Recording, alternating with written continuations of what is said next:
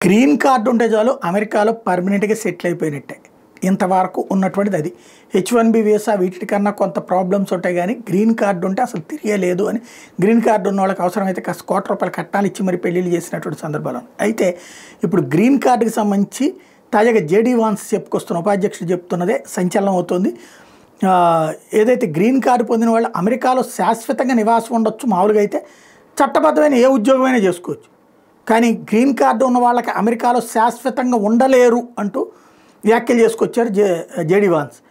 Green కార్డుదారులకు ఇది ఆందోళనకు గురి చేస్తుంది. వాస్తవంగా అయితే కనుక మెక్సికో వాళ్ళు అత్యధికంగా గ్రీన్ కార్డు కలిగి ఉన్నారు. అక్కడ గ్రీన్ కార్డు అన్నది అమెరికన్స్కి అక్కర్లా, బయట నుంచి వెళ్ళినటువంటి వాళ్ళకి కావాల్సి ఉంటుంది అనమాట.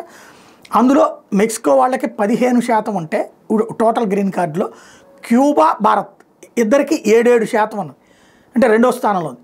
Dominican republic 6%, China 5%, Philippines 4%, Vietnam 3% ఉన్నాయి. అమెరికా పౌరసత్వ ఇమిగ్రేషన్ సేవలో భాగం చెప్తున్నటువంటి లెక్క ఇది.